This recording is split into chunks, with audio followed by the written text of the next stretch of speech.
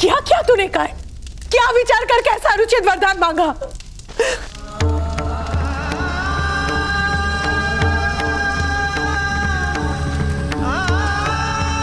पिताश्री की आंखें सदा आकाश को देखती थी। भूमि पर गड़ी आंखें मैं नहीं देख पाया माता। ग्रामजनों के शब्दों से जब पिताश्री का अंतर जल रहा था तो मुझे ऐसा प्रतीत हुआ कि समग्र सृष्टि जल रही है। और इसलिए तुमने अपने पिता के लिए मृत्यु दंड मांग लिया? नहीं माता, भ्राताश्री ने सम्मान का अधिकार मांगा है। सम्मान का अधिकार मांगा है? मूर्ख हो तुम दोनों। अरे सूत है हम। कौन से राजकुल में जन्मे हो जो सम्मान के अभ्यास जीवन भर किया होगा? न्याय मांगने चला, वो भी किससे? उन क्षत्रियों से, ऊंचे वर्ण के समाज से, अरे जो हमें क्षमा तक नहीं करते, उनसे न्याय मांगने चला। विषैले नाक से आलिंगन की आशा कौन करता है?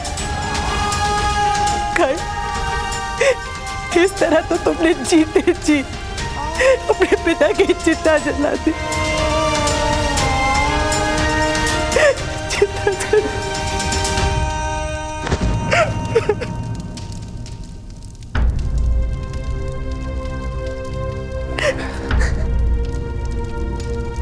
राधा,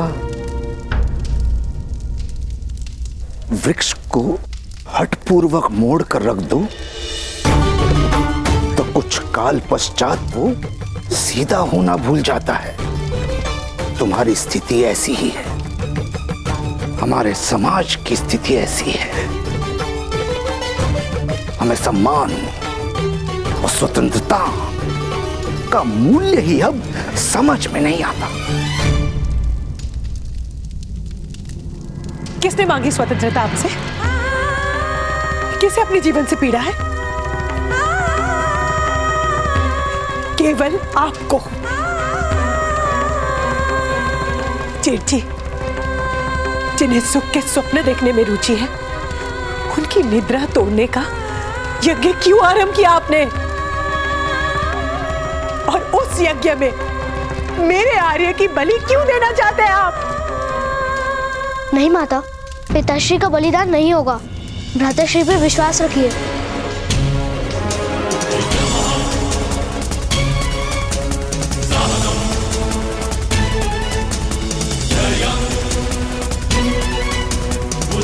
मैं वचन देता हूँ माता, मैं पिताश्री को मुक्त करवा कर रहूंगा और उन्हें मिथ्या सिद्ध करूंगा जिन्होंने हमें न्याय नहीं दिया।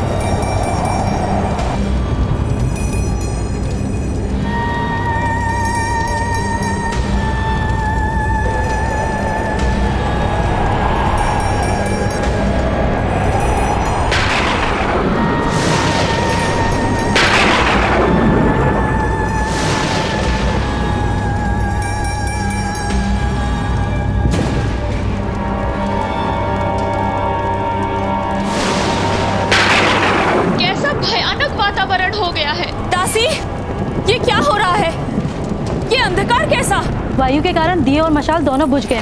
मैं पुनः जला देती हूँ।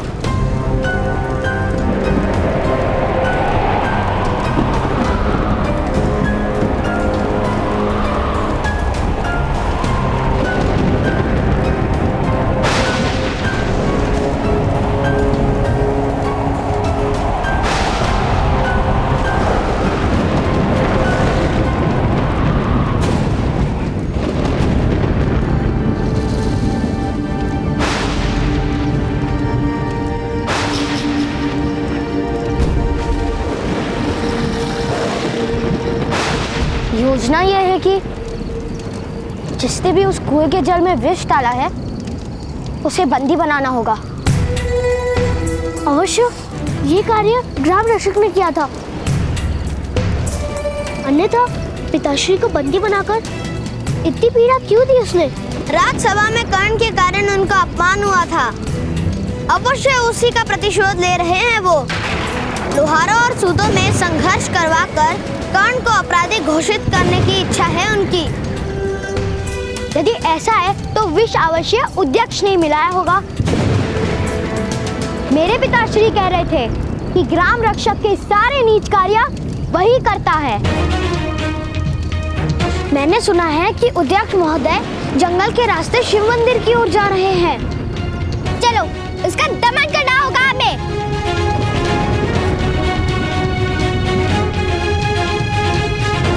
हाँ,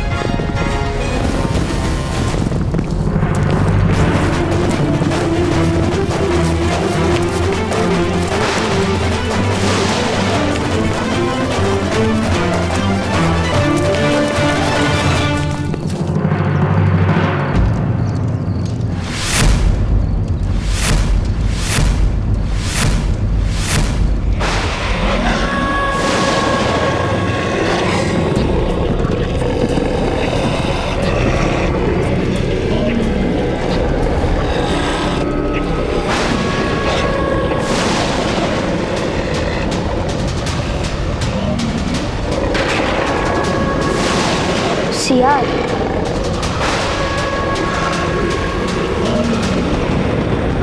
कर्ण, ये सियार तो आक्रमण करेंगे।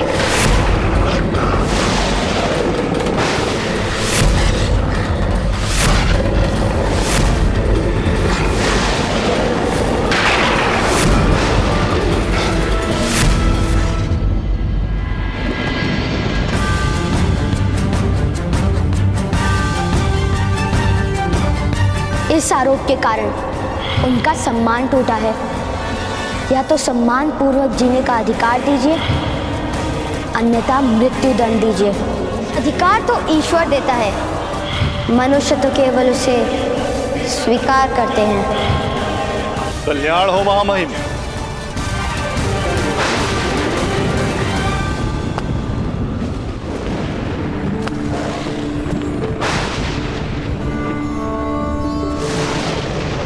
प्राणीपत महामुनि। कल्याण हो। आप किस चिंता में पड़ गए? मनुष्य के जीवन को सरल बनाने के लिए जो व्यवस्थाएं निर्मित की जाती हैं, उनके भंग हो जाने की चिंता, जिसका प्रथम चिन्ह मैंने राज्यसभा में देखा है। आज एक सूत का बालक भरी सभा में यह कहकर चला गया कि उसके साथ अन्याय हुआ है। अगर ये वास्तव में सत्य है तो ये व्यवस्था अनुचित है, क्षत्रियों का व्यवहार अनुचित है। राजा पर प्रजा का विश्वास उठ जाए, रक्षक पर प्रजा संदेह करने लगे, प्रजा असंतुष्ट हो, तो इससे विद्रोह जन्म लेता है। क्या नीच वर्ण के मनुष्य को सम्मान और न्याय का अधिकार नहीं? नहीं महामुनि, ऐसा कदापि नहीं। सम्मान और अधिकार, इन दोनों में किस प्रकार भेद हो सकता है? सभी तो परमात्मा के अंग हैं। किंतु व्यवस्था ऐसी हो गई है कि नीच वर्ण के मनुष्य का दमन और शोषण होता है। किंतु प्रत्येक मनुष्य को शस्त्र उठाने का अधिकार भी तो नहीं दिया जा सकता। अंकुश से अनुशासन रहता है और अनुशासन से न्याय। यथार्थ कह रहे हैं आप, किंतु शस्त्र धारण करने वाला अपनी बुद्धि, विवेक और ज्ञान का त्याग कर रहा है, यह भी तो सत्य है। अर्थात एक उत्तम व्यवस्था शोषण का कारण बनती जा रही है। और एक बात स्मरण रहे महामहिम, सतयुग समय का प्रथम खंड था। तब मनुष्य समाज में गुण अधिक थे, इसलिए वर्ण व्यवस्था मनुष्य के मूल्य और सम्मान का आधार नहीं था।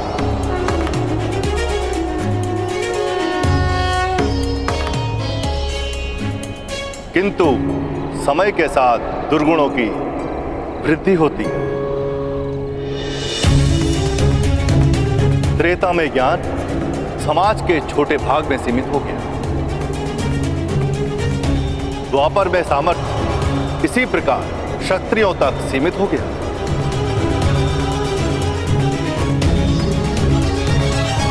ज्ञान और सामर्थ्य पर सामान्य प्रजा का अधिकार चला गया। इसी कारण से आने वाले कलयुग में यही व्यवस्था दमन और शोषण का कारण बनेगी। और जब दमन होता है तो विद्रोह भी होता ही है। तो फिर आप ही बताइए महामुनि, ऐसी स्थिति में क्या उचित होगा? हम केवल अपने कर्तव्य मार्ग पर चलते हुए ईश्वर के अवतार की प्रतीक्षा कर सकते हैं। व्यवस्थाओं को शुद्ध करने का प्रयत्न भी कीजिए महामहिम। सिंहासन पर धर्म और सामर्थ्य एक हो, ऐसा प्रयत्न कीजिए। यथाशक्ति समाज को सुख देने का प्रयत्न करें। महामुनि प्रणिपात। कल्याण हो। ताक्षरी, भ्राता पांडु के यहां से समाचार आया है। सब कुशल तो है विदुर? संतान का जन्म सदैव कुशल ही होता है महामहिम। पांडु का दूसरा पुत्र जन्म ले चुका है। भीम। महामुनि, धृतराष्ट्र को पुत्र का सुख कब प्राप्त होगा? पुत्र का सुख तो शीघ्र ही प्राप्त हो।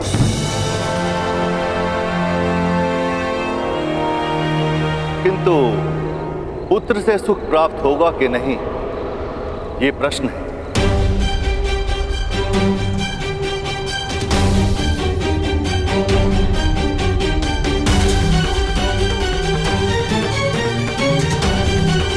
कल्याण हो।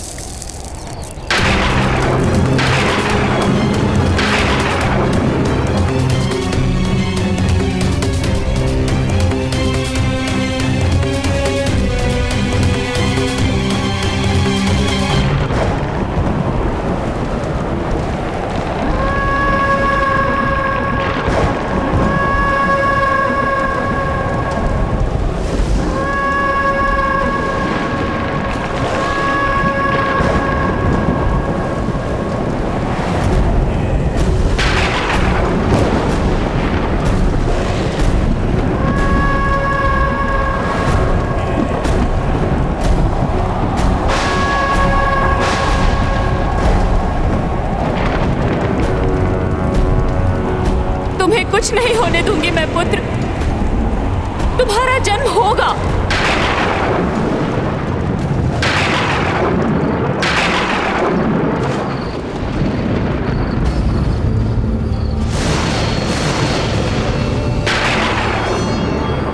ये क्या अमंगल संदेश है ताक्षी?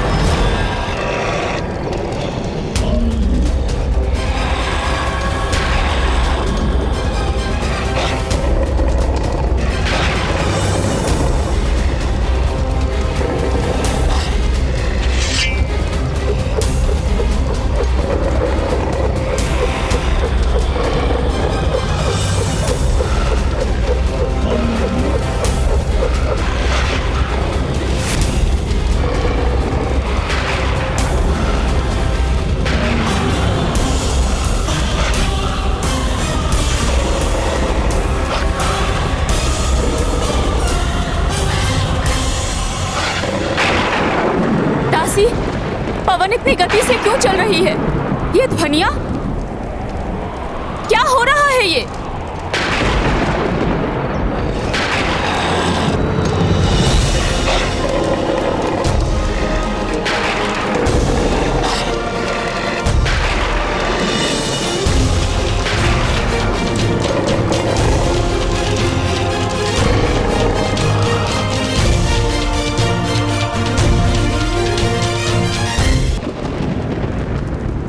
ये क्या हो रहा है ताक्षी? पुत्र का सुख तो शीघ्र ही प्राप्त हो, किंतु पुत्र से सुख प्राप्त होगा कि नहीं, ये प्रश्न है।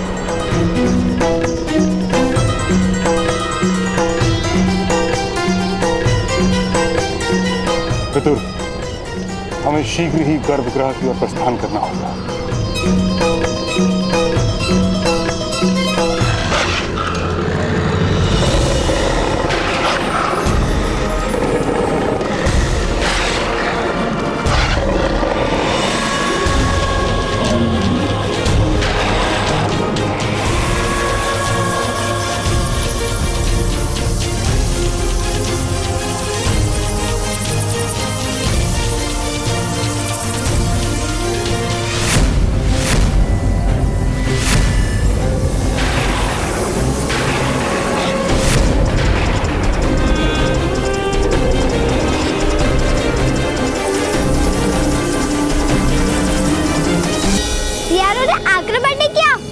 आश्चर्य है।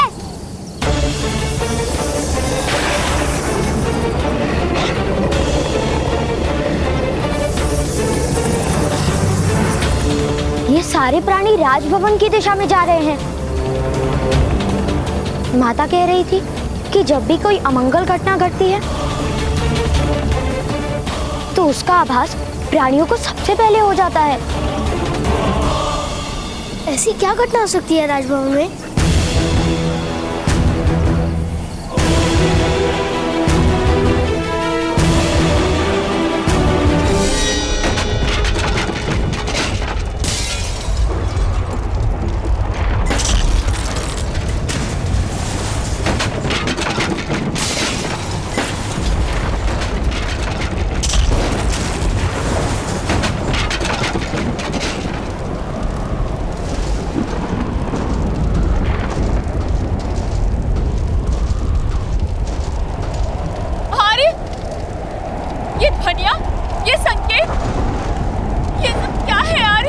पांडु के दूसरे पुत्र के जन्म का संकेत है गांधारी।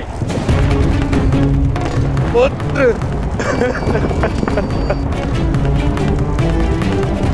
अब भी तुम्हारा जन्म क्यों नहीं हो रहा? शास्त्र कहते हैं जब भी एक महान शत्रु का जन्म होता है उसके साथ ही उसका वध करने वाला वो महान योद्धा भी जन्म लेता है।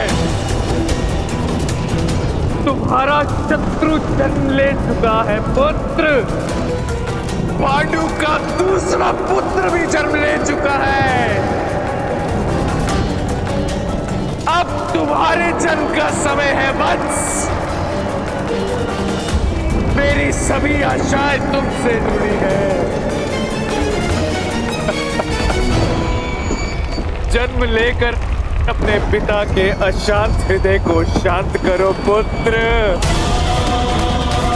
जन्म लो, जन्म लो पुत्र, जन्म लो पुत्र।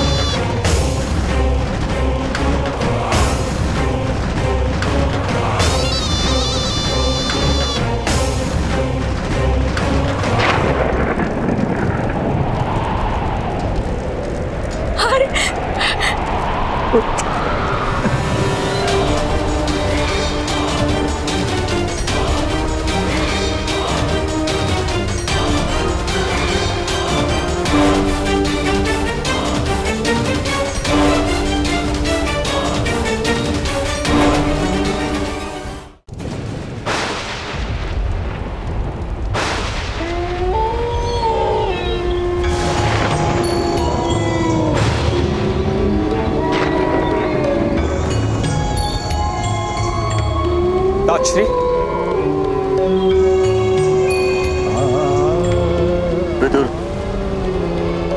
महामुनि ने ऐसे ही संकटों की ओर संकेत किया था। भीष्म, समय आरंभ हो रहा है। ताजश्री, शास्त्र कहते हैं जैसे अग्नि की ज्वाला उत्पन्न होने से पूर्व धुआं प्रकट होता है, उसी प्रकार जब महान विपत्ति आने वाली होती है, किसी दुष्ट आत्मा का जन्म होने वाला होता है, तो सारी सृष्टि संकेत करती है। तुम किसकी बात कर रहे हो विदुर?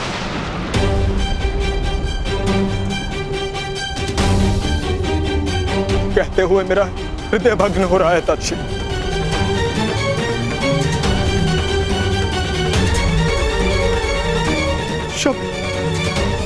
शब्द मेरा साथ नहीं दे रहे हैं। मैं महारानी गांधारी के प्रथम पुत्र की बात कर रहा हूं ताजश्री। ये बालक कुरु साम्राज्य और समग्र भूमि के लिए महान विपत्ति का कारण बनेगा।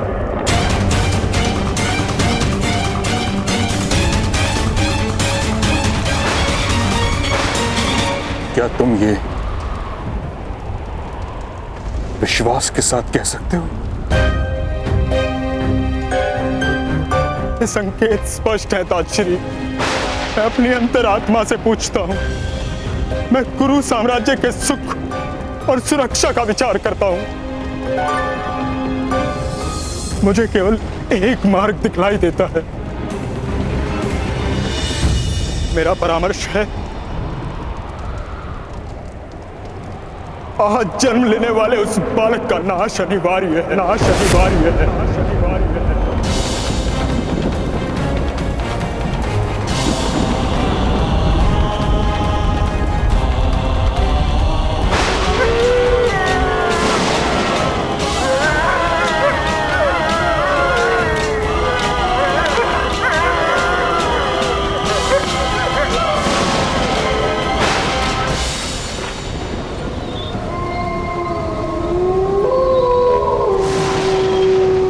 ओम नमः शिवाय, ओम नमः शिवाय, ओम नमः शिवाय, ओम नमः शिवाय, ओम नमः शिवाय, ओम नमः शिवाय, ओम नमः शिवाय, ओम नमः शिवाय, ओम नमः शिवाय, ओम नमः शिवाय, ओम नमः शिवाय, ओम नमः शिवाय, ओम नमः शिवाय, ओम नमः शिवाय, ओम नमः शिवाय, ओम नमः शिवाय, ओम नमः शिवाय, ओम नमः शिवाय।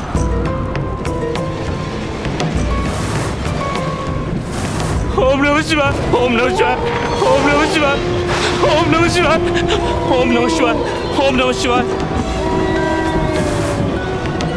किंतु कर्ण, उठक स्वतः पे सत्य क्यों बताएंगे? मौन रहो। हमें नहीं, पूरे समाज को वृषाली।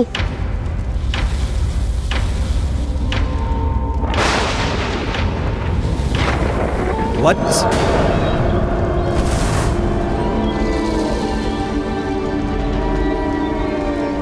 अर्धरात्रि को इस समय मंत्र जाप क्यों कर रहे हो अध्यक्ष? बड़े भयानक संकेत हो रहे हैं चारों ओर, बड़े भयानक संकेत हो रहे हैं चारों ओर स्वामी। ये प्रकृति अपना कार्य कर रही है। ऐसे समय में केवल पापी का हृदय भय से कांपता है। यथार्थ कह रहे हैं स्वामी आप। और मदंजय के सेवक के हाथों पाप ना हुआ हो, वो संभव है क्या?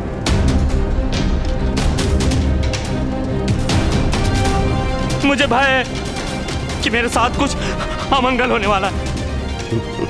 कल्याण। ओम नमः शिवाय, ओम नमः शिवाय।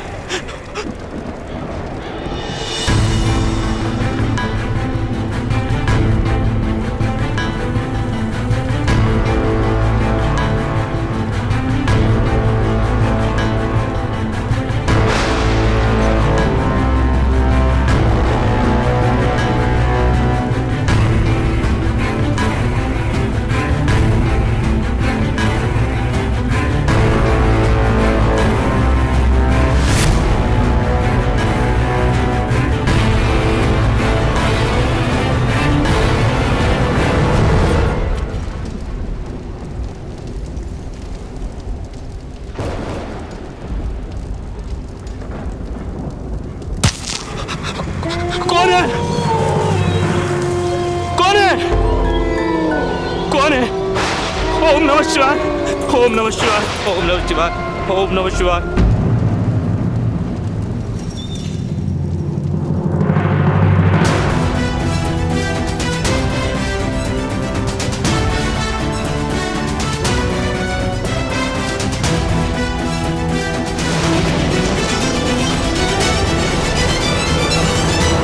कौन है? कौन है यहाँ? बचाओ!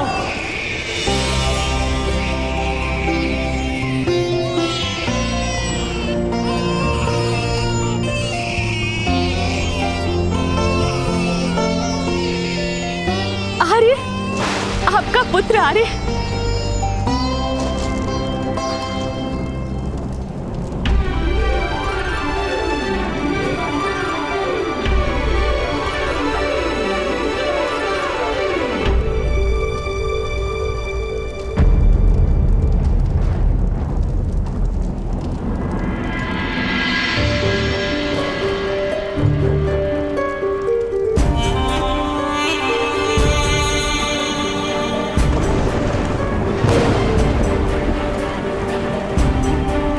दासी, दासी! आदेश महाराज। इस बालक को ध्यान से देखो, कहीं ये भी मेरी भांति नेत्रहीन तो नहीं।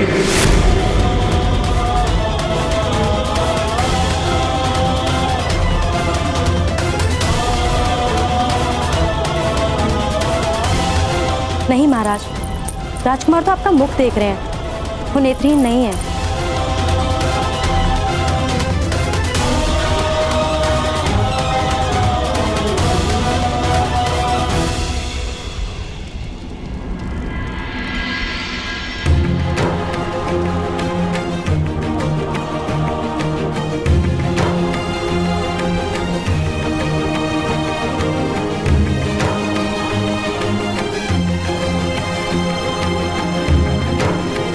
महाराज,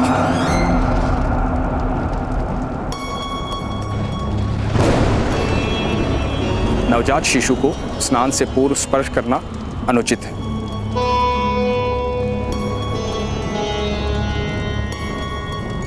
महाराज, मुझे एक महत्वपूर्ण विषय में आपसे वार्तालाप करना अनिवार्य है।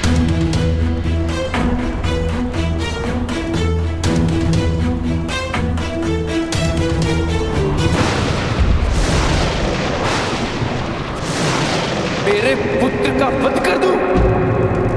ये कैसा परामर्श है विदुर?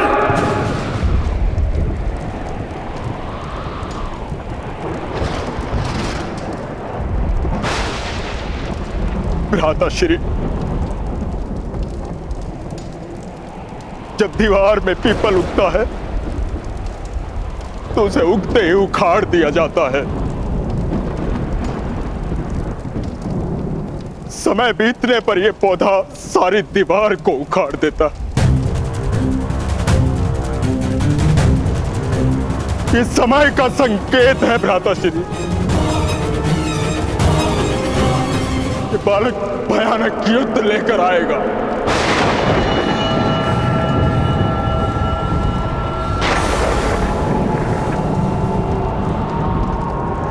निर्दोष जीवों का बलिदान लिया जाएगा।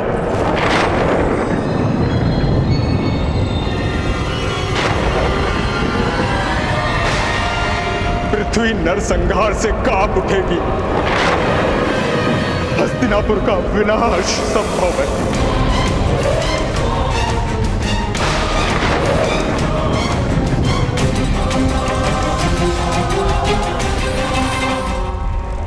एक नवजात बालक के जन्म से भयभीत हो उठे हैं आप? नहीं, उसके भविष्य से भयभीत हैं हम। तो इस समय जन्मे सारे बालकों की हत्या क्यों नहीं करवाते? और भी तो जन्म हुए होंगे। और वन में सियार और उल्लू तो प्रतिदिन ही बोलते हैं। और आकाश में काले बादल प्रत्येक वर्षा ऋतु में घिर आते हैं।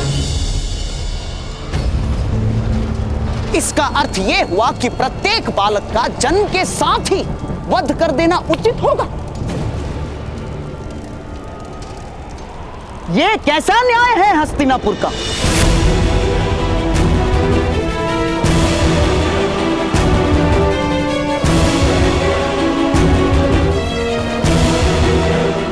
पिताश्री, भगवान ने आपको 100 पुत्र दान दिए। यदि एक पुत्र की आहुति से समग्र राष्ट्र को लाभ होने की संभावना है तो आहुति देना उचित है।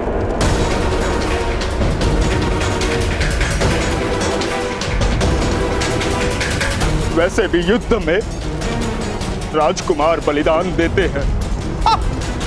बलिदान नहीं देता,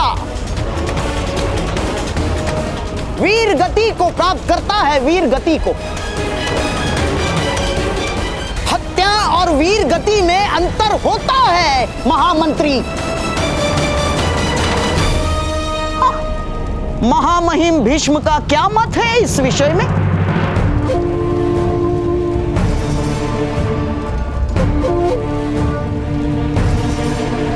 क्या महारथियों के महारथी की भुजाओं में वो बल है, वो शक्ति है कि एक निशस्त्र बालक के कंठ पर तलवार चला सके?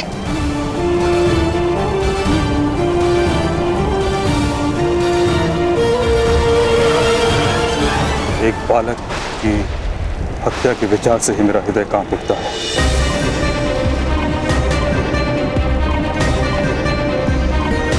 लेकिन मैं इस बात से भली भांति परिचित हूं कि राष्ट्र के भविष्य में राजा को अनेक कठिन निर्णय लेने होते हैं।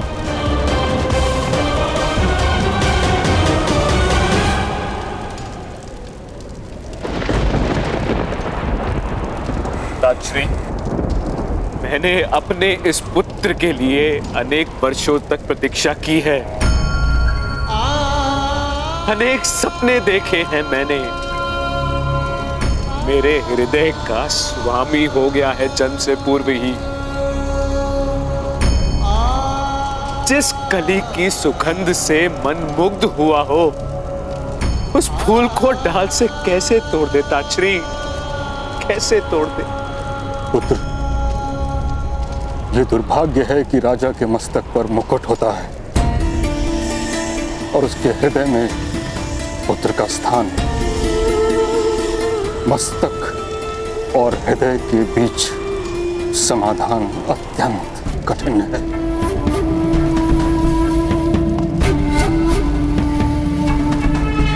इस समय तो राजनीति मत खेलिए महामहिम, स्पष्ट उत्तर दीजिए, स्पष्ट।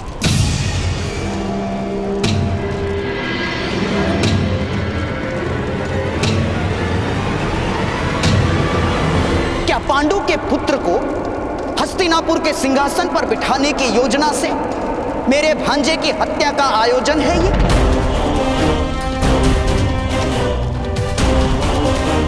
हैं? उत्तर दीजिए महामहिम।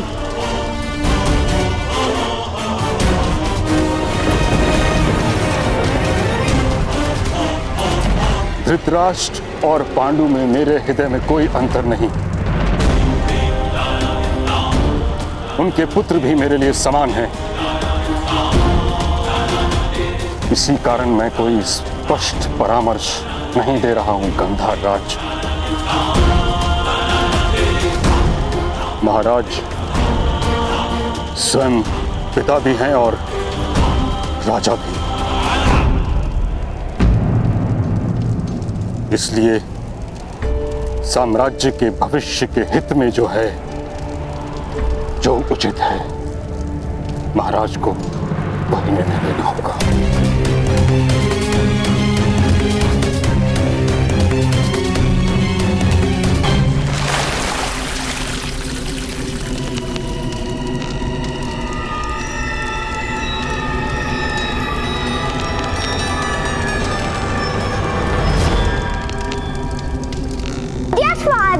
यह स्टार्ट करने के पश्चात आपको बाता गगा में भी स्टार्ट करना आवश्यक है। मैं मंत्रों का उच्चारण कर रहा हूँ। आपके सारे पाप आपके शरीर से बाहर आ जाएंगे। मुख्य द्वार से। एक बार और स्नान करवाते हैं। ठहरो ठहरो, तुम सब दंड के भागी बनो, प्रत्येक को दंड मिलेगा। मदन जय महोदय को आ लेते।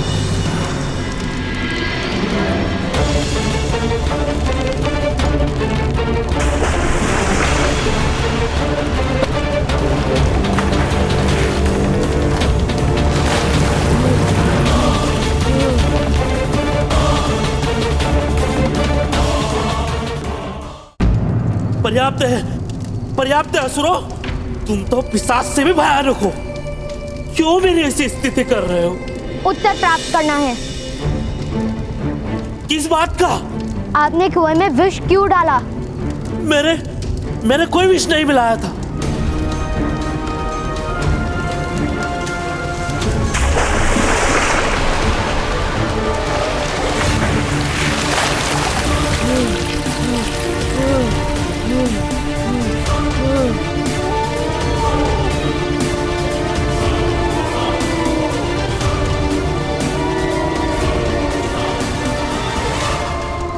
सत्य क्या है महोदय, बताइए, अन्यथा हम आपको सियारों के समक्ष फेंक देंगे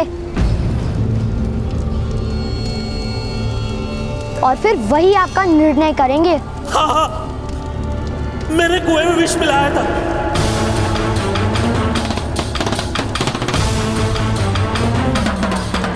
ग्राम रक्षक महोदय के आदेश पर।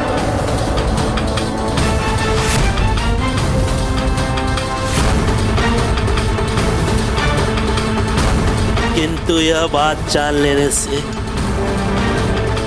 तुम्हारे पिता को कोई न्याय नहीं मिलेगा।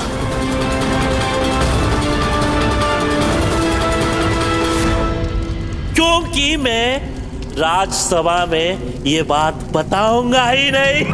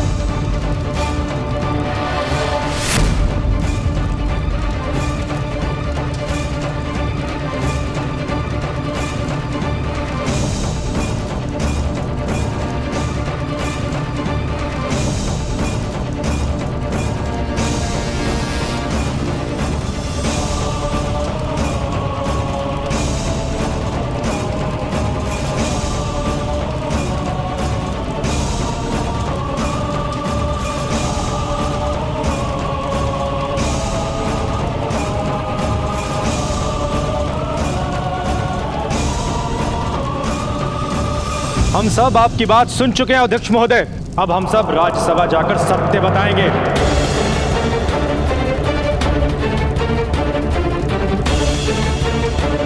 और आपको भी सत्य कहना होगा। अध्यक्ष महोदय, मधुमक्खी जब दंड देती है तो प्राणों की चिंता नहीं करती।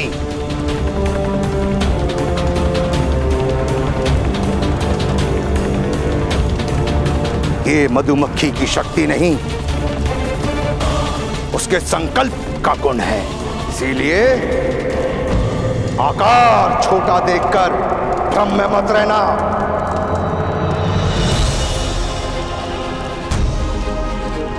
जीने का संकल्प करके जो जन्म लेता है उसे कोई मार नहीं सकता, और जो जीतने का संकल्प कर लेता है उसे कोई पराजित नहीं कर सकता।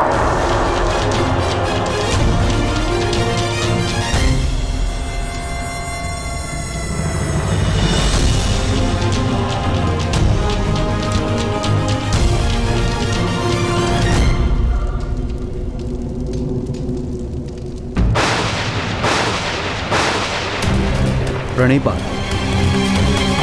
भुगत ग्राम के सूत एकत्र हुए हैं, राजभवन के आंगन में महाराज से मिलने का आग्रह कर रहे हैं।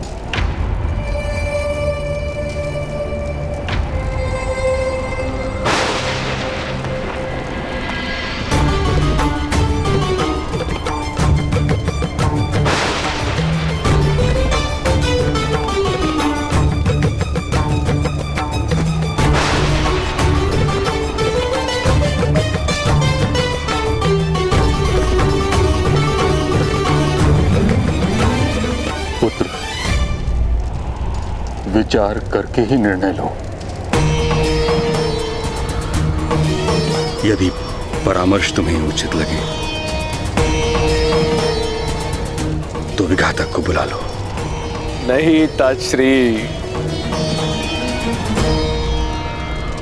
यदि मेरे पुत्र का वध करना ही होगा तो मैं स्वयं करूंगा।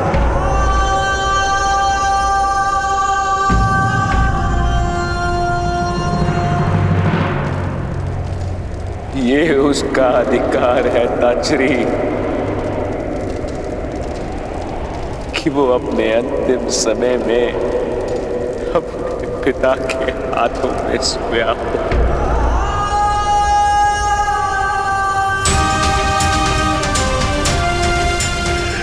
पुत्र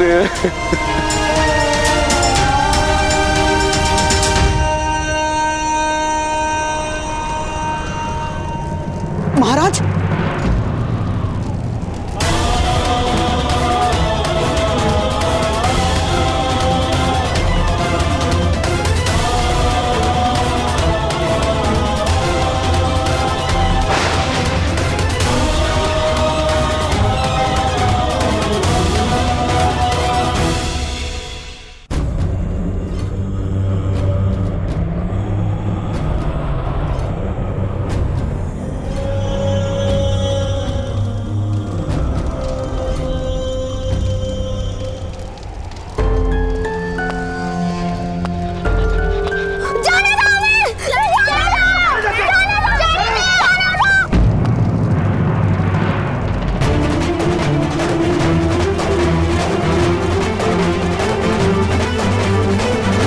पकड़ो इस बालक को।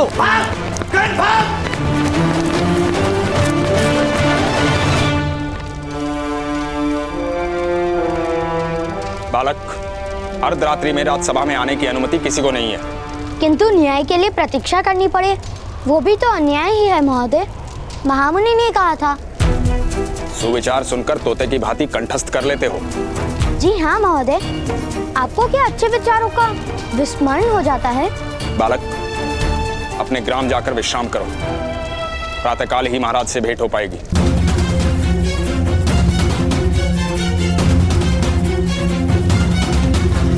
नहीं, हम यहीं बैठेंगे। मेरे पिताश्री कारागार में हैं। तुम्हें घर में किस प्रकार बैठ सकता हूँ महोदय? धनुष और तीर का संबंध है पिता पुत्र का। कोई एक कभी दूसरे का त्याग नहीं कर सकता।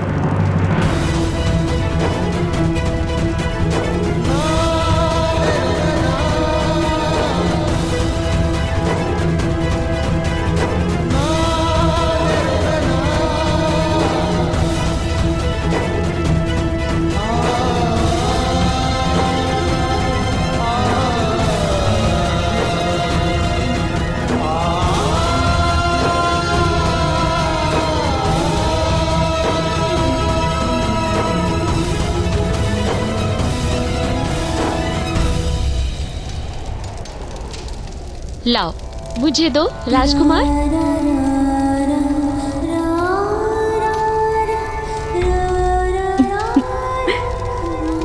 बड़ा नटखट है ना?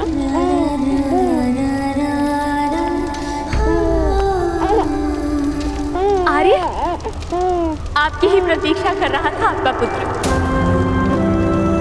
पिता का प्रथम स्पर्श पुत्र के लिए जीवन का सबसे बड़ा आशीर्वाद होता है आर्य।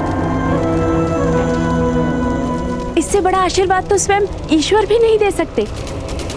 आइए आर्य, अपने पुत्र को अपनी गोद में लीजिए।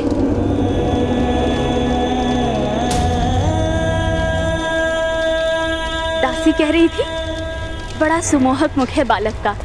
कामदेव का अवतार है आपका पुत्र आर्य। निकट आइए आर्य। जब दीवार में पीपल उगता है तो उसे उगते ही उखाड़ दिया जाता है। समय बीतने पर यह पौधा सारी दीवार को उखाड़ देता है। ये समय का संकेत है भ्राताश्री। ये बालक भयानक युद्ध लेकर आएगा। निर्दोष जीवों का बलिदान लिया जाएगा। पृथ्वी नरसंहार से कांप उठेगी। हस्तिनापुर का विनाश, हस्तिनापुर का विनाश, हस्तिनापुर का विनाश, हस्तिनापुर का विनाश।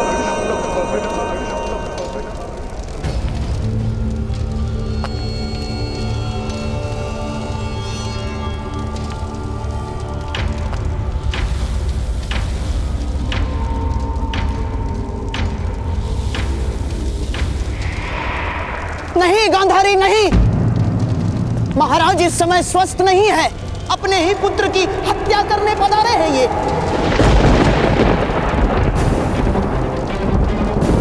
मिथ्या प्रलाप मत कीजिए भ्राताश्री। कोई पिता अपने पुत्र की हत्या कर सकता है भला? हाँ गांधारी, मुझे एकांत की आवश्यकता है। बाहर जाओ तुम दोनों। अरे महाराज विचार कीजिए महाराज, आपके महामंत्री आपको भ्रमित कर रहे हैं। बाहर जाओ गांधारी। नहीं यार, अरे आप मेरे पुत्र की हत्या नहीं कर सकते। महाराज मेरी बहन के दुखों का विचार कीजिए महाराज, कृपा करके ऐसा कार्य मत कीजिए महाराज। कुरुवंश का रक्त है ये, नियोग से नहीं जन्मा है।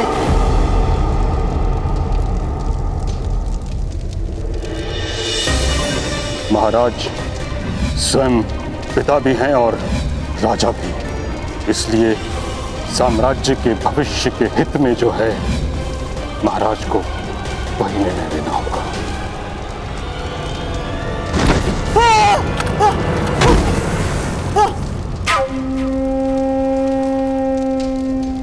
दासी, मेरा आदेश है, महारानी को कक्ष के बाहर ले जाकर द्वार बंद कर दो।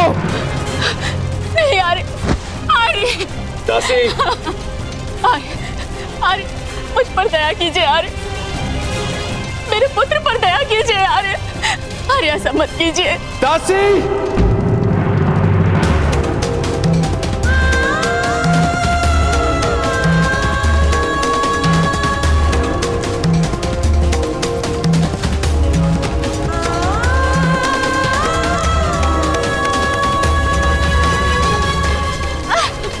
छोड़ो मुझे, अरे अरे अरे मुझे जाने दो, अरे मुझ पर दया कीजिए। अरे महाराज स्वयं पिता भी हैं और राजा भी, इसलिए साम्राज्य के भविष्य के हित में जो है महाराज को वही निर्णय लेना होगा। ये समय का संकेत है भ्राताश्री, कि बालक भयानक युद्ध लेकर आएगा। निर्दोष जीवों का बलिदान लिया जाएगा। पृथ्वी नरसंहार से कांप उठेगी। हस्तिनापुर का विनाश, हस्तिनापुर का विनाश, हस्तिनापुर का विनाश।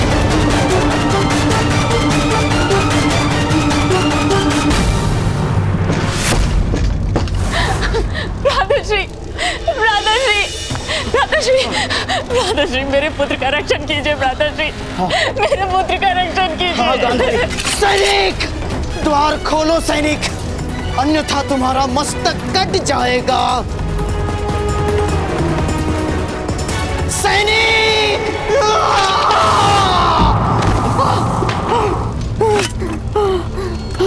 आओ आओ गांधारी।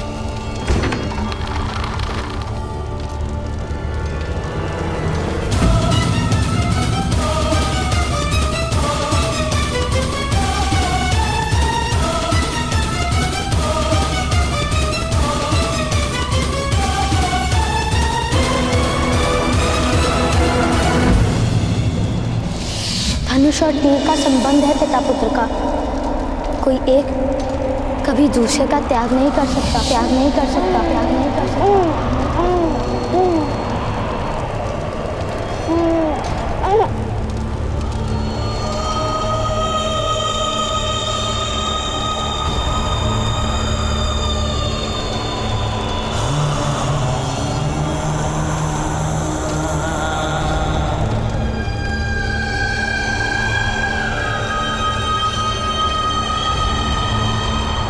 नहीं पुत्र, मैं तुम्हारी हत्या नहीं कर सकता। तुम मेरे स्वप्नों का विस्तार हो, मेरी भावनाओं का मर्म हो, मेरी प्रतीक्षा का फल हो। तुम्हारे जीवन के साथ ही मेरा जीवन जुड़ा है। तुम्हारा दुर्भाग्य है पुत्र कि तुम्हारे जन्म के साथ ही तुम्हारे लिए जीवन भर के संघर्ष का उपहार प्राप्त हुआ है। किंतु पुत्र, तुम्हारे इस पिता को विश्वास है कि तुम्हें कोई भी पराजित नहीं कर पाएगा। दुष्कर होगा तुम्हारे साथ युद्ध करना पुत्र। दुर्योधन नाम रखता हूं तुम्हारा।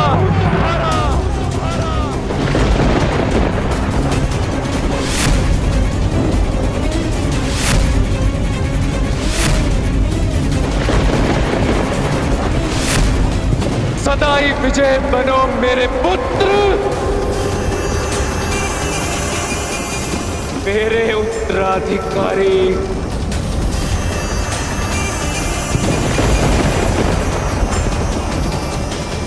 मेरे पुत्र।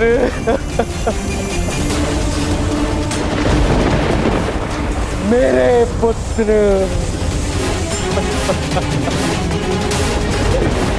मेरा पुत्र।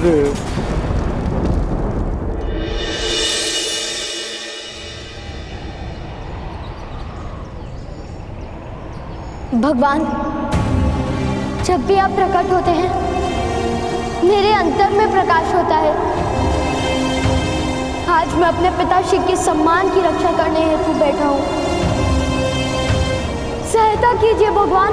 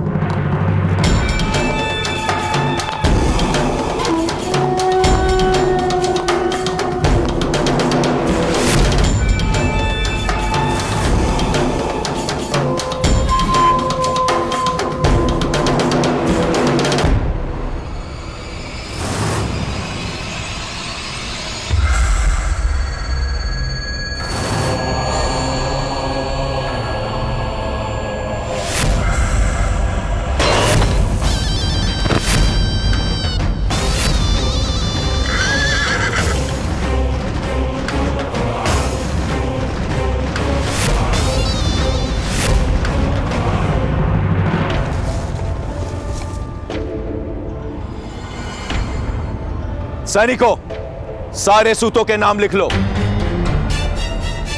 जो भी आज राज्यसभा में आवेदन लेकर आए हैं, उनके नामों की कल मुझे आवश्यकता होगी। हमें आपका भय नहीं मदनजय महोदय।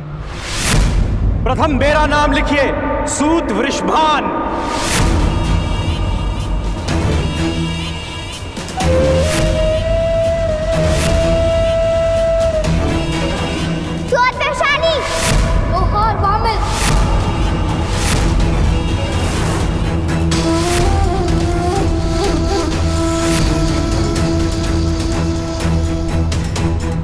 लोहार कमल।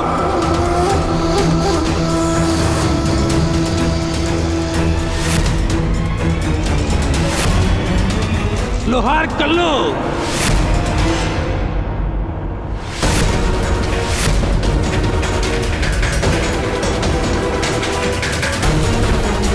सूत विशेषण।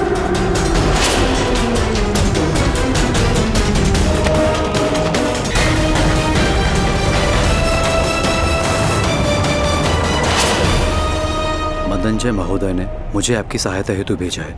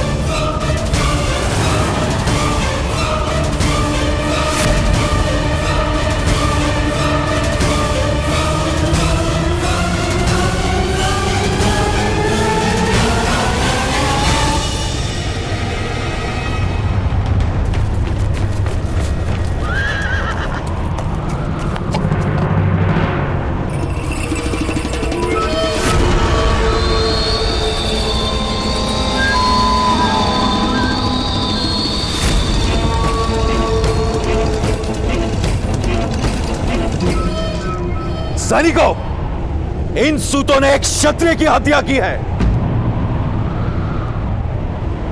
नहीं ग्राम रक्षक महोदय, नहीं, हमने इनकी हत्या नहीं की। हम हत्या क्यों करेंगे? अध्यक्ष महोदय हमारे साक्षी थे। बहुत पुरानी योजना है ये सूतो। एक क्षत्रिय की हत्या करने के पश्चात अब ये सूत सभा में ये कहेंगे कि इनकी साक्षी की मृत्यु हो गई। किंतु हस्तिनापुर के महाराज ने ऐसे अनेक असत्यों को जाना है। इस योजना से तुम लोगों को कोई लाभ नहीं होगा।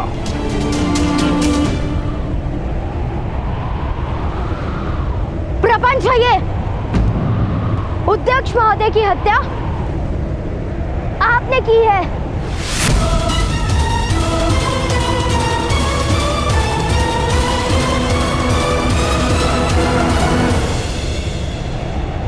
किस प्रकार सिद्ध करोगे ये बात बालक? सिंह की दहाड़ के सामने चूहे की चूचू कौन सुनेगा? अध्यक्ष की हत्या के लिए सारे सूत समाज को दंड दिया जाएगा।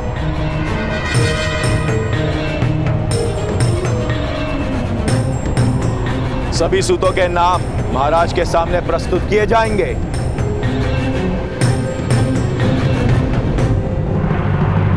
नहीं ग्राम रक्षक महोदय, हम यहाँ साक्षी के लिए नहीं आए। हमें क्षमा कर दीजिए महोदय, हमें क्षमा कर दीजिए।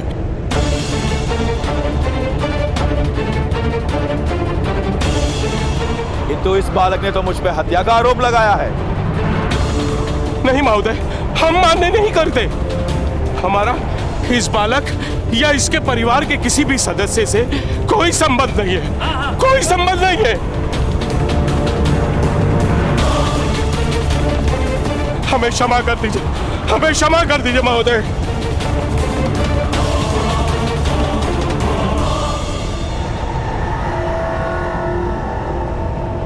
सूतो, पुरुष बनो। ऐसे स्त्री की भांति विलाप लेना शोभा नहीं देता। सारा समाज एकत्र एक साथ खड़ा होगा तो ऐसा अन्याय करने का कोई दुस्साहस नहीं करेगा। अरे मौन रहो तुषेण, सामर्थ्य के सामने किसी की नहीं चलती। हम भाई परिवार लेके बैठे, क्रांति करने के प्रण नहीं लिया हमने।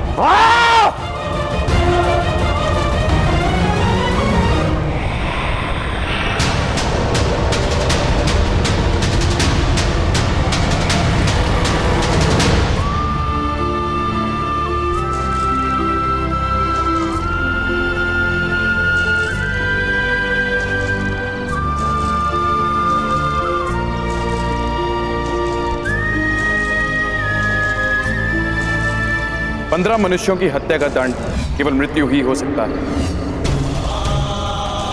तुम्हारे पिता को कल मैं अपने हाथों से मृत्यु दंड दूंगा।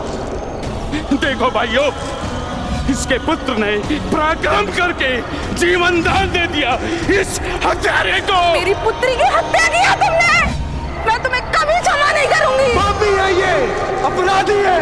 सूत समाज के नाम पे लांछन लगाया है इसने। मारो इसे।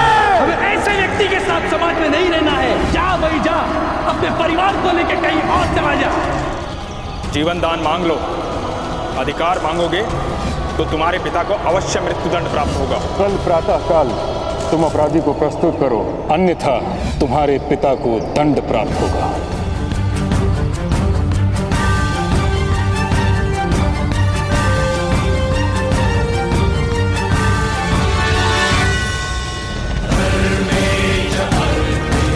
भगवान, आज आपके उगने से मेरे हृदय में अंधकार क्यों छाया हुआ है?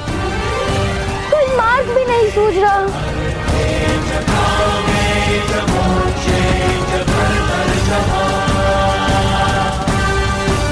क्या मैं वास्तव में दुर्भाग्य हूँ माता पिता के लिए? क्या कल रात के अमंगल संकेत मेरे कारण हुए थे भगवान? पुत्र कर्ण,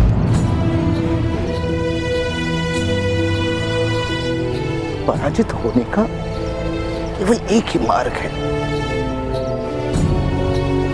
पराजय का स्वीकार कर लेना।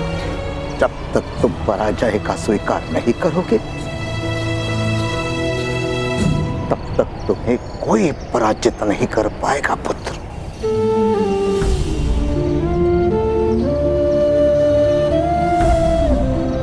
तो मैं क्या करूं ताऊ?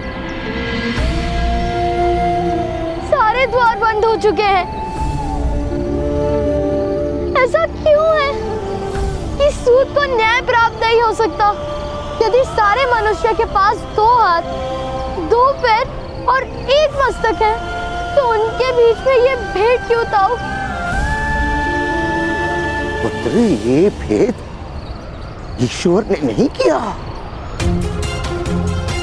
समाज के शक्तिमान लोगों ने अधिक धन, अधिक सुख, अधिक सत्ता पाने के लिए यह भेद निर्मित किया है। न्याय प्राप्त होता है शक्तिमान को।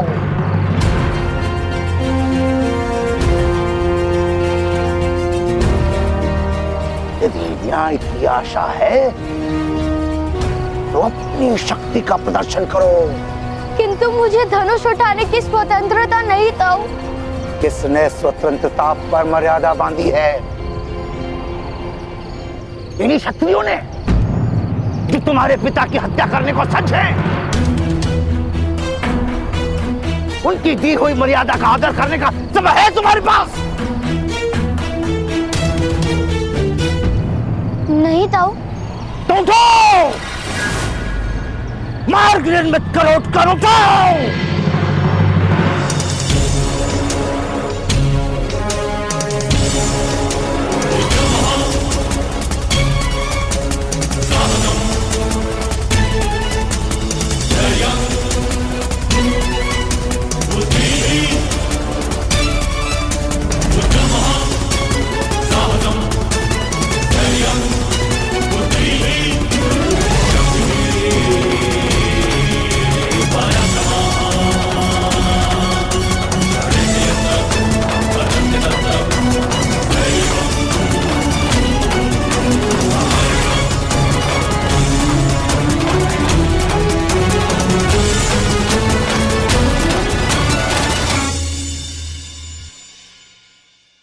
अद्भुत मार्ग निकाला आपने सेना नायक महोदय।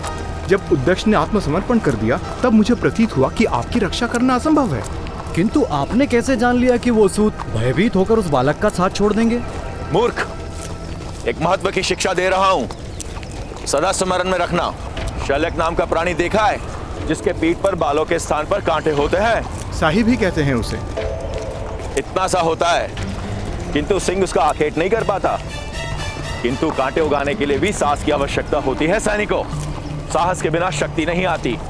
ऐसा ही मनुष्य के विविध समाजों का सत्य है। नीची जाति के लोगों के पास साहस नहीं होता, इसलिए छोटे हैं। आज यदि सारा समाज एक साथ खड़ा रह जाता तो मेरा पराजय निश्चित था। किंतु सूतों को हृदय से ही अपने विजय पर विश्वास नहीं। वो क्या विजय प्राप्त करेंगे?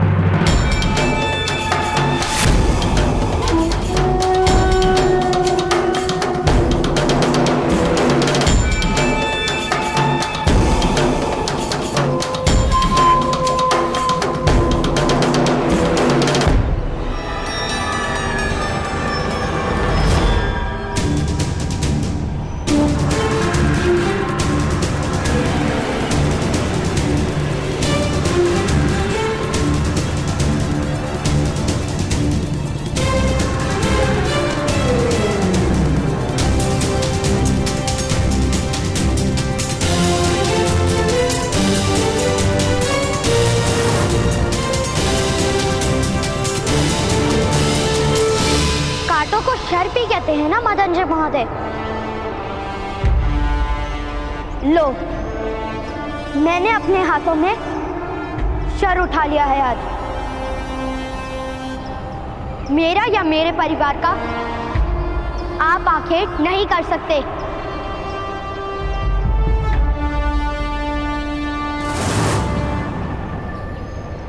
सूतपुत्र, तुमने धनुष उठाने का दुस्साहस किया। चलाने के लिए अनुमति भी नहीं मांगूंगा मदनजय महोदय। यदि जीवित रहना है तो उस पत्र पर अपनी मुद्रा अंकित कर दीजिए। स्वीकार कीजिए कि कुएं में विष डालने से लेकर अध्यक्ष महोदय की हत्या करने तक का सारा षड्यंत्र आपने रचा था।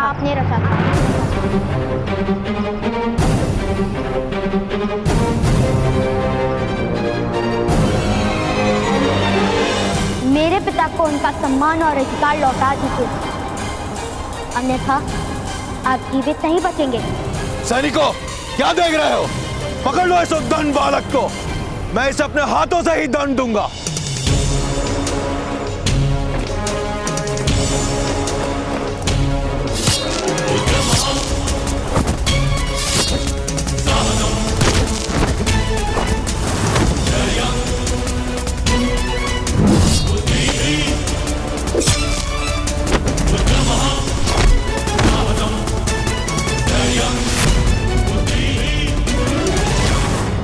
क्षमा महामहिम, क्षमा। अभी अभी समाचार प्राप्त हुए हैं कि एक सूत का बालक मदनजय और अन्य क्षत्रियों के साथ युद्ध कर रहा है।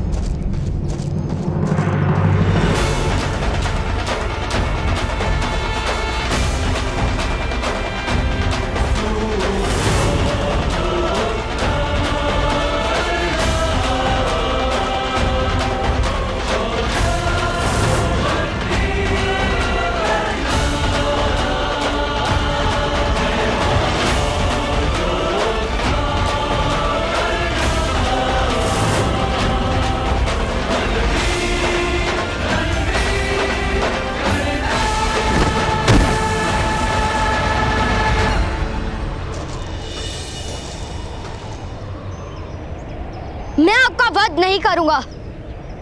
आपका जीवित रहना मेरे लिए आवश्यक है।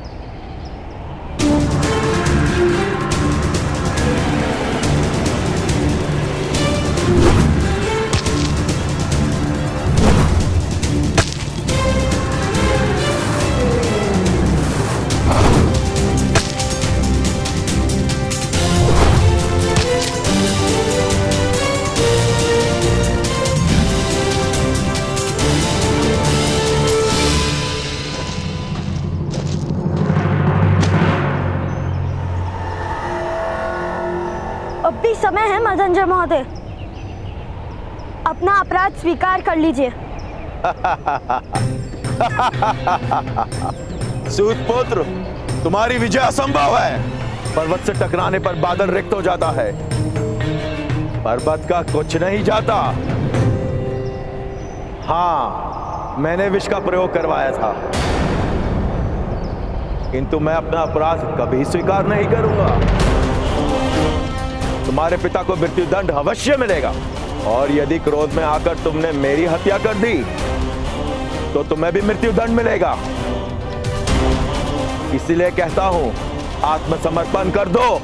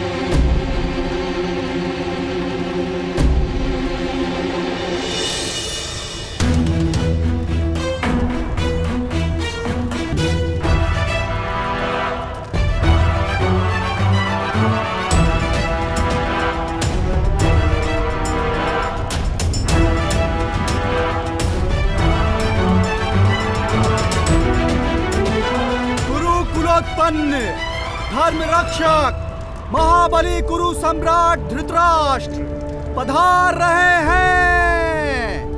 सावधान सावधान सावधान।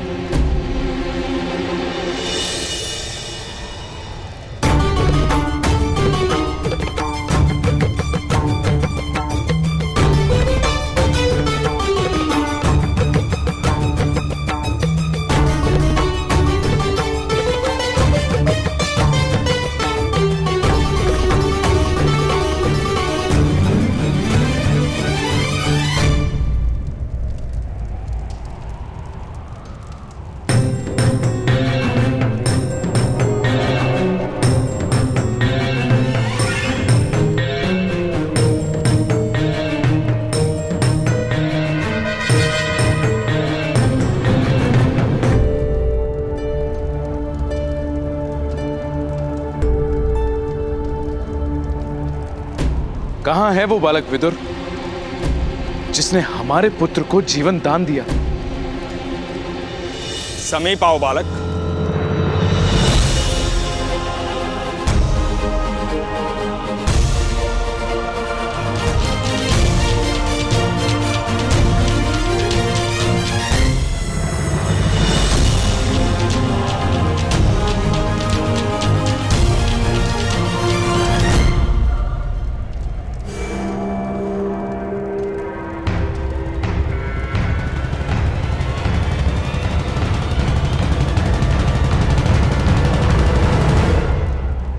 महाराज के सामने हाथ जोड़े जाते हैं।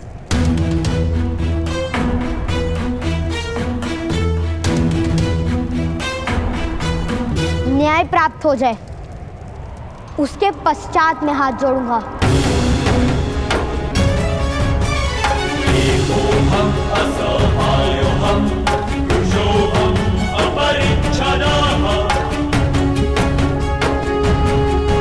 कर्ण महाराज, ये बालक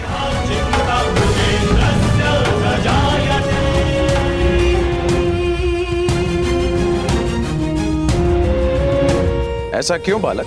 न्याय यदि दान में प्राप्त होगा तो आप पर लांछन लगेगा महाराज। इसलिए याचना नहीं करूंगा मैं।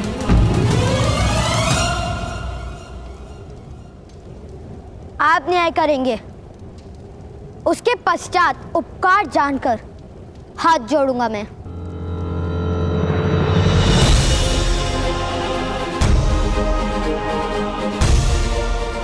मेरे पिताश्री कहते हैं कि उपकार का कभी विस्मरण नहीं किया जाता।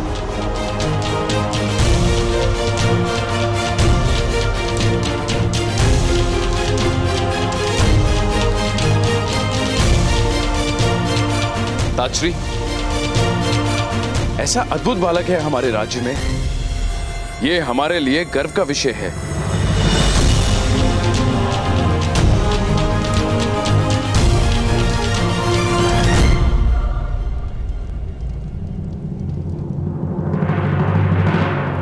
नाम क्या है तुम्हारा बालक?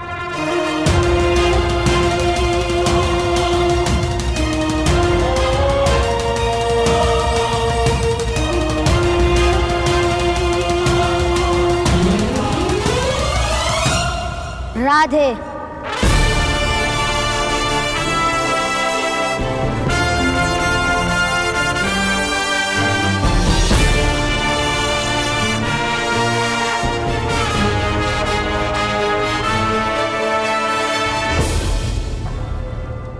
राधे, माता के नाम से स्वयं का परिचय देते हो राधे?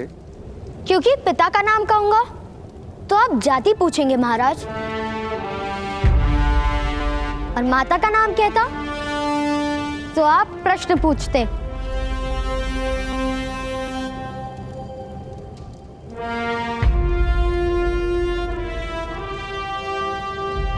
बड़े बुद्धिमान हो राधे। अपने पिता को निर्दोष सिद्ध करने के लिए तुम वास्तविक अपराधी को प्रस्तुत करने वाले थे।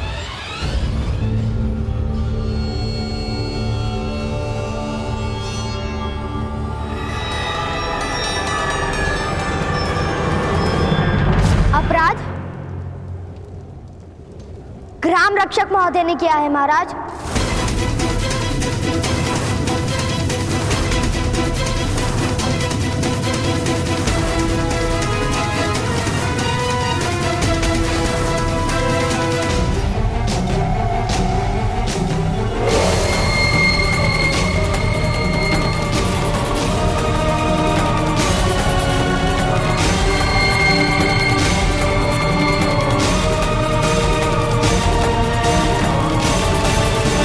सत्य महाराज, एक बालक अपने पिता को निर्दोष माने ये तो स्वाभाविक है। मैं एक क्षत्रिय हूं, सत्ता है मेरे हाथों में, मैं क्यों किसी की हत्या करूंगा भला? तुम्हारे पास कोई ठोस प्रमाण है इस आरोप को सिद्ध करने का? मैं सत्य कहता हूं। सत्य से बड़ा क्या प्रमाण हो सकता है? महाराज, मदनजय यथार्थ कह रहा है। एक शक्तिमान मनुष्य को असत्य बोलने की और गुप्त रूप से हत्या करने की कोई आवश्यकता नहीं। किंतु सारे ग्रामजनों ने सुना था।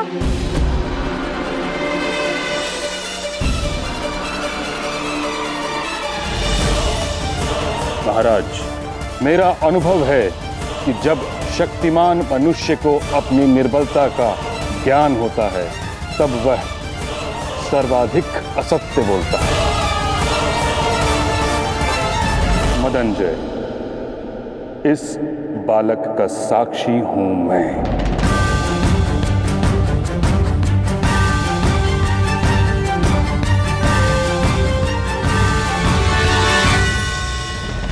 तुम्हारे बंधन काटने से पूर्व मैंने स्वयं तुम्हारे शब्दों में तुम्हें स्वीकार करते हुए सुना है कि ये विष प्रयोग तुमने कराया है।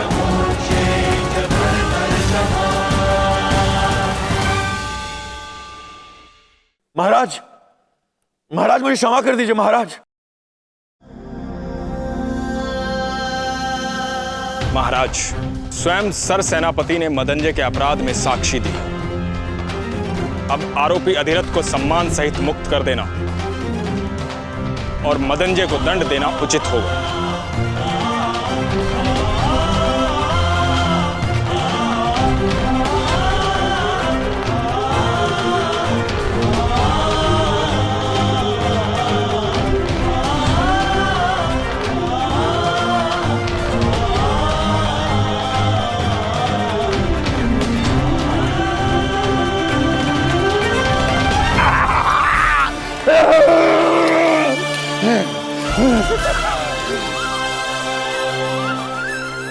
तुम्हारे साहस और विश्वास की विजय हुई। कर्णपुत्र, गर्व है मुझे तुम पर। किंतु मदनजय को तो दंड नहीं मिलेगा। पुत्र, वो महाराज का प्रश्न है। हमने न्याय मांगा था, प्रतिशोध नहीं। कर्णपुत्र, महाराज को प्रणाम करो और घर चलो।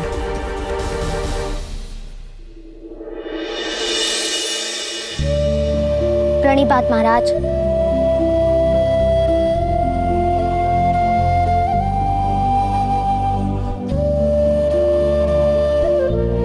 ठहरो सूतपुत्र।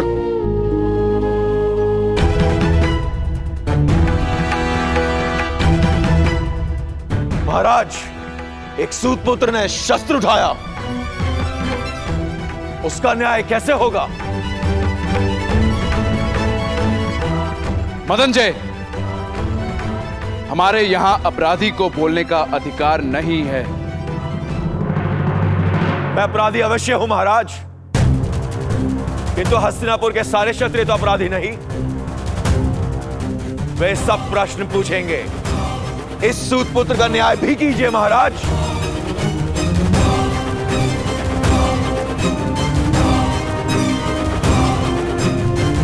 महाराज, सूतपुत्र ने शस्त्र उठाने का अपराध किया है।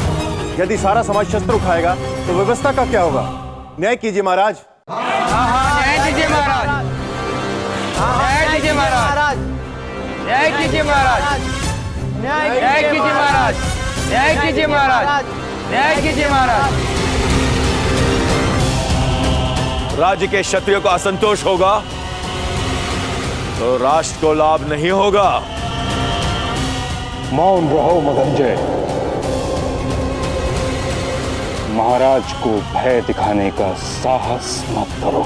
जब मेरी मृत्यु निश्चित ही है तो भय किस बात का? महाराज, समग्र क्षत्रिय समाज विद्रोह कर देगा।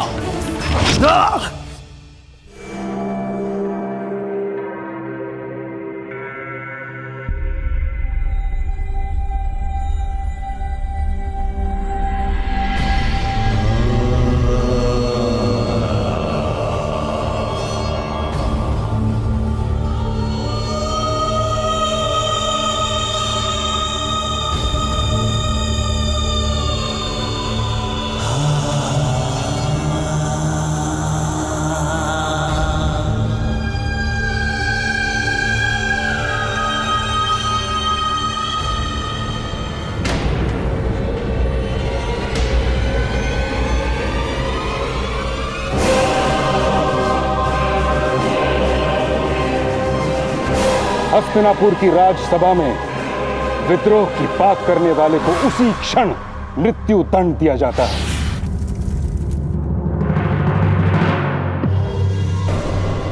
है कोई और क्षत्रिय जो विद्रोह की बात करने का इच्छुक हो?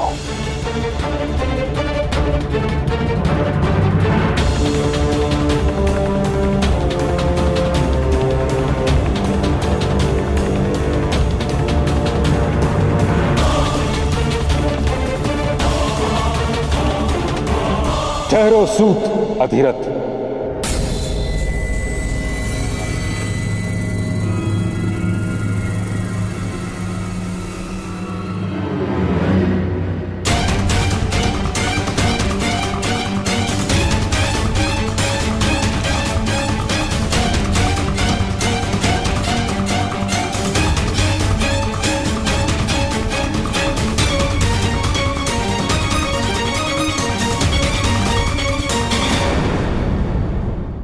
ये सत्य है महाराज कि मदनजय अपराधी था और जो दंड उसको मिला है वह उचित है। सत्य है कि इस बालक ने राज परिवार पर उपकार किया है। यह भी सत्य है कि इसका साहस और आत्मविश्वास अद्भुत है। सत्य के प्रति इसकी निष्ठा और सामर्थ्य पर कोई संदेह नहीं। किंतु महाराज, कि समाज केवल एक व्यक्ति से नहीं बनता। राज्य के सभी मनुष्य को संतोष प्राप्त हो, यह भी तो अनिवार्य है। और यह केवल तभी हो सकता है जब व्यवस्था का पालन हो तथा परंपरा का निर्वाह अनिवार्य है। यदि व्यवस्था टूटती है तो समाज में विद्रोह उत्पन्न होता है और हर प्रकार के विद्रोह को बल से शांत भी तो नहीं किया जा सकता। तात्पर्य तात्श्री? सूत के पुत्र को शस्त्र उठाने का अधिकार नहीं, उसे दंड देना ही होगा।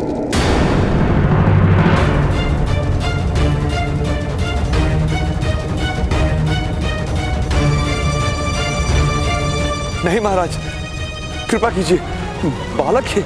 और इस बालक ने राज परिवार पर उपकार किया है तात्श्री। यथार्थ कह रहे हैं आप, इसीलिए इस बालक को कोई छोटा सा दंड दिया जाए, यही मेरी विनती है। मैं दंड स्वीकार नहीं करूंगा।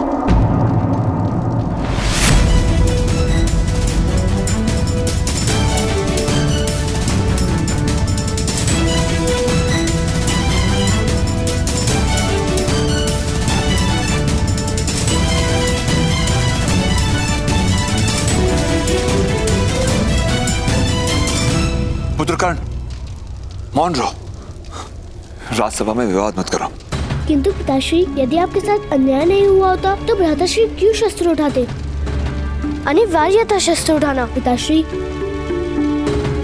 बालक, न्याय प्राप्त करने का सबको अधिकार है। राज्य की व्यवस्था प्रत्येक व्यक्ति को न्याय प्रदान करती है। राज्य की व्यवस्था से ही अन्याय हो तो अब क्या किया जा सकता है? राजा के हाथों कभी अन्याय नहीं होता राधे। अन्य सबके अन्याय के लिए राजा से याचना करना संभव है, किंतु किसी भी कारणवश व्यवस्था और परंपरा को भंग नहीं किया जा सकता। अन्याय और याचना की व्यवस्था से तो उत्तम है कि ऐसी परंपरा ही ना हो। राधे, क्या कोई दूसरा सूत तुम्हारी भांति शस्त्र धारण करके अपना रक्षण कर सकता है?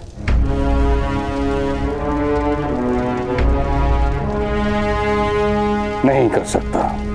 यदि उनको अपनी रक्षा का भार सौंप दिया जाए तो समस्त सूत समाज नष्ट हो जाएगा।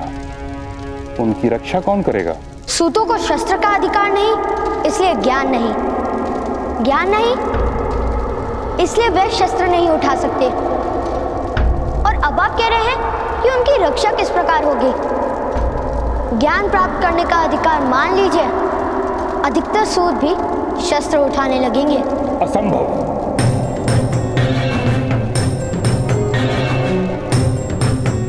मरुभूमि में हरेक वृक्ष पर कांटे होते हैं, किंतु वन में प्रत्येक वृक्ष पर कांटे नहीं होते। वैसे ही मनुष्य एक समाज में रहता है और समाज में हर व्यक्ति को हर प्रकार का अधिकार नहीं दिया जा सकता। और ये निश्चित कौन करता है? परंपरा। परंपरा कोई एक व्यक्ति निर्मित नहीं करता, सहस्त्रों वर्ष से निश्चित होती आई है। समाज के इतिहास के अनुभवों से बनती है परंपरा। राजा केवल उसका वहन करता है। जब मैं जीवित नहीं था तब किसी ने किस प्रकार जाना होगा कि मैं कौन हूँ, मेरी स्थिति क्या है, मेरी इच्छाएं क्या हैं? उस समय की बनी परंपराओं को मैं आज क्यों स्वीकार करूं?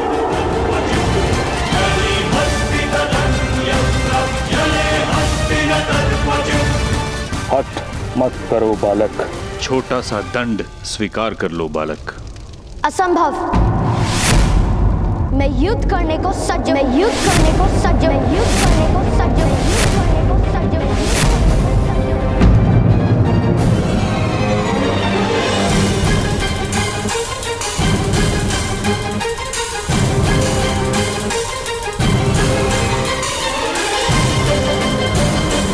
कर्ण, विद्रोह नहीं कर सकते तुम। महाराज, महामहिम, महामंत्री, मेरे पुत्र को क्षमा कर दीजिए। इसने विद्रोह किया है महाराज, इसे दंड मिलना चाहिए, मृत्यु दंड। इस सूत के बालक को मृत्यु दंड दीजिए। मृत्यु दंड दीजिए, मृत्यु दंड दीजिए, मृत्यु दंड दीजिए, मृत्यु दंड दीजिए, मृत्यु दंड दीजिए, मृत्यु दंड, मृत्यु दंड दीजिए, मृत्यु दंड दीजिए, मृत्यु दंड दीजिए, मृत्यु दंड दीजिए, मृत्यु दंड दीजिए, मृत्यु दंड, मृत्यु दंड दीजिए, मृत्यु दंड दीजिए। किसी में शक्ति हो तो दीजिए मृत्यु दंड।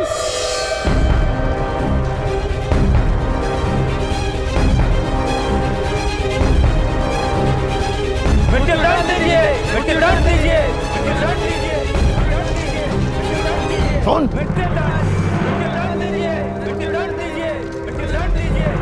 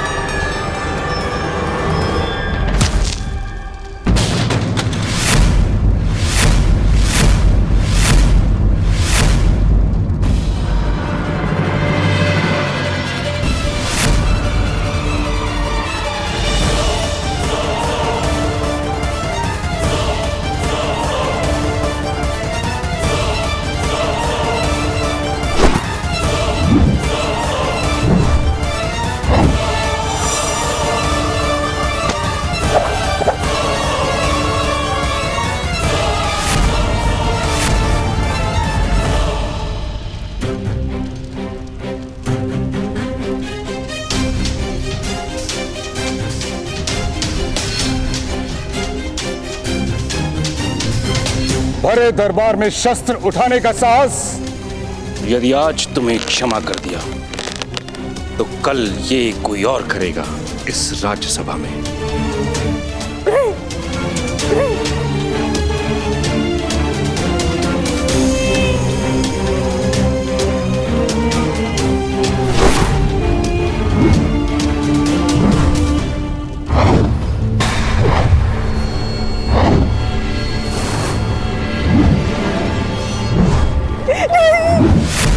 अधिराज!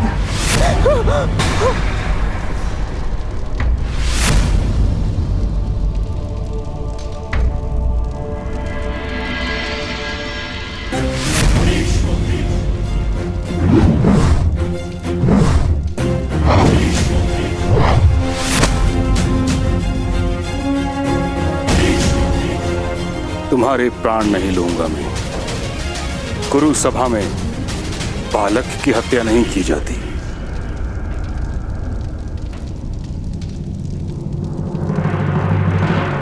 अधिरथ, तुम्हारे पुत्र ने राज्यसभा में विद्रोह किया है।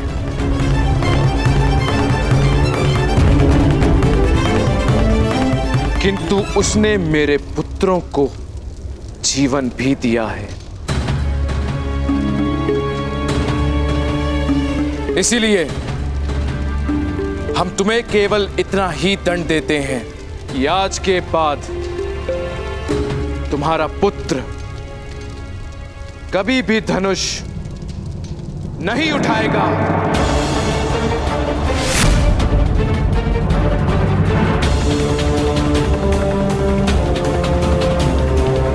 सूतों के लिए बनी परंपरा का वहन करेगा, और यदि ऐसा नहीं हुआ तो तुम स्वयं अपने पुत्र को हस्तिनापुर और कुरु राष्ट्र से निष्कासित कर दोगे।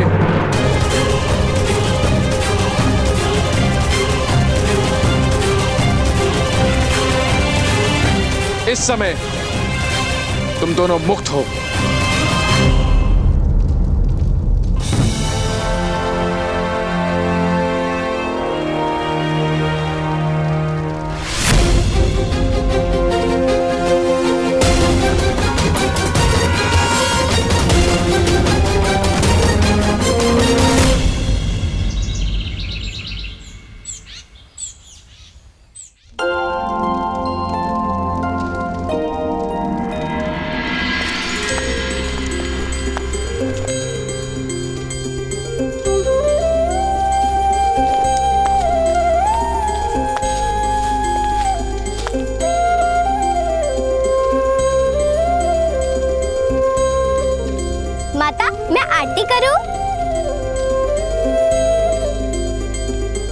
अवश्य वैशाली, तुम्हारा तो सबसे पहले अधिकार है। जब हम बड़ों का विश्वास टूट गया था तब तुम मित्रों ने ही तो साथ दिया कर्ण का।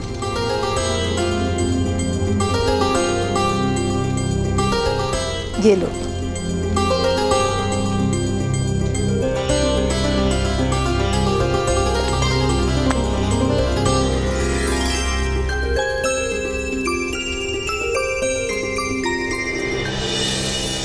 आज के बाद तुम्हारा पुत्र कभी भी धनुष नहीं उठाएगा।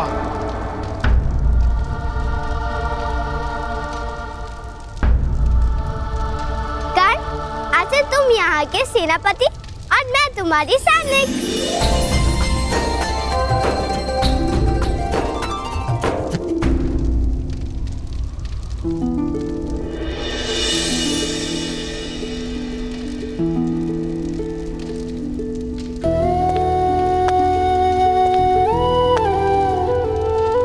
पुत्र कर्ण, मुझे क्षमा कर देना।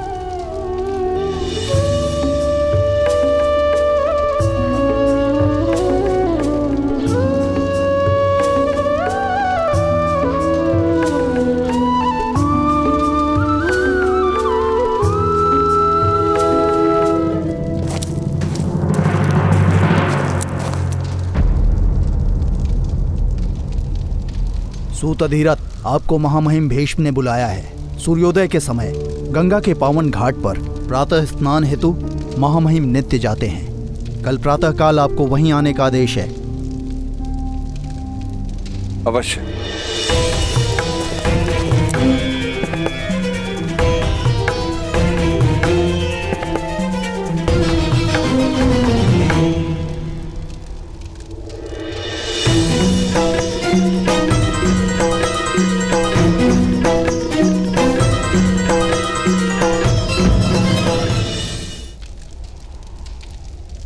चलो पुत्र, अब आनंद और विश्राम का समय।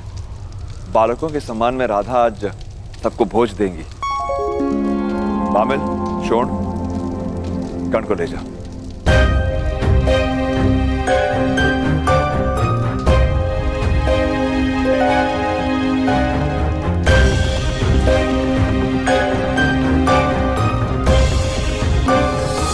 कर्ण का दुख आज अनन्य है अधिरथ।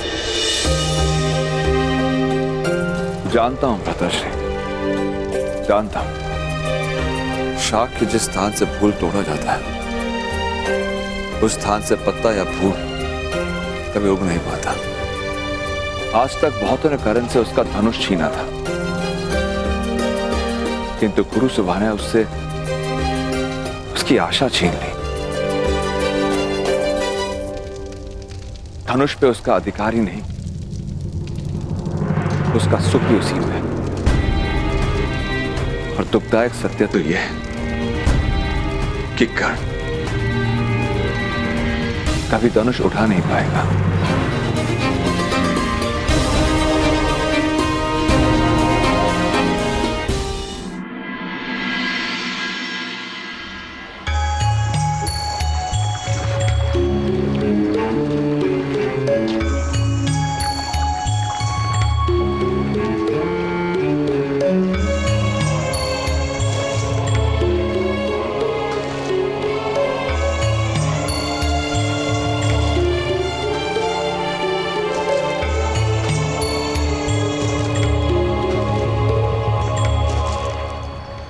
प्रणिपात मामाई। कल्याण हो। क्या कार्य करते हो? अभी अभी हसनापुर आए, अभी कोई कार्य आरंभ नहीं किया। मैं तुम्हें अपने सारथी के रूप में नियुक्त करता हूं।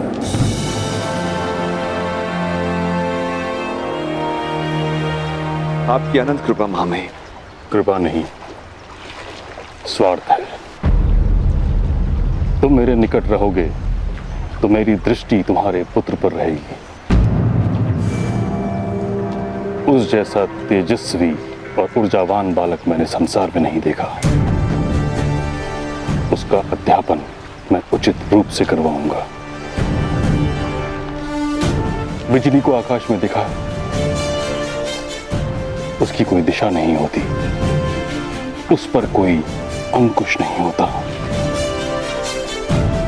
कुछ ही क्षण के लिए प्रकट होती है और फिर लुप्त हो जाती है। जिस पर गिरती है उसे नष्ट कर देती है। मेरी इच्छा है कि तुम्हारा पुत्र एक महान सारथी बने, ताकि समस्त सूत समाज का मार्गदर्शन करे। बिजली की भांति उसका सामर्थ्य छिन्न भिन्न न हो जाए।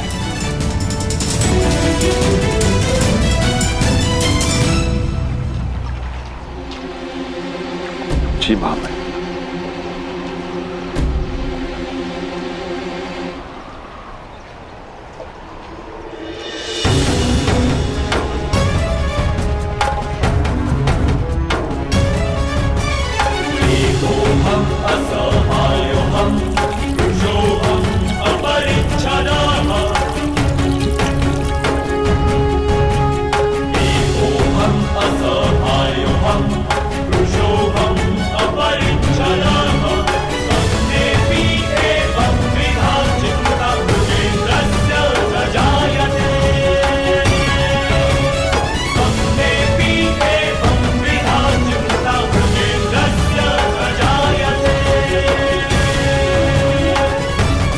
मैं बिजली की भांति दिशाहीन नहीं हूं, मनुष्य हूं, मुझे जहां विनाश करना होगा मैं वहीं गिरूंगा। आपकी इच्छा थी ना कि मेरा सामर्थ्य चिन्ह भिन्न ना हो, तो लीजिए।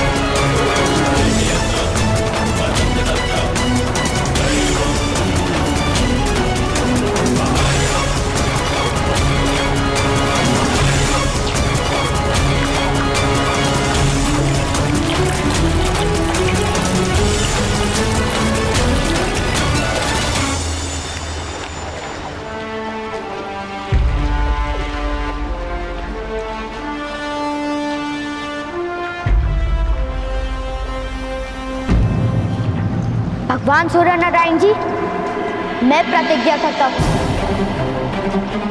प्रातःकाल सूर्य अर्घ के समय मेरे सामने आने वाले व्यक्ति को मैं अवश्य दान दूंगा।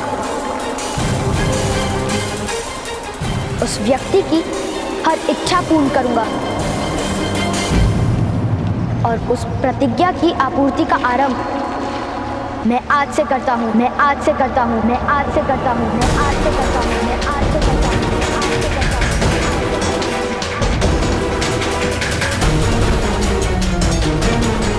महामहिम भीष्म को दान देकर, दान देकर, दान देकर, दान देकर, दान देकर।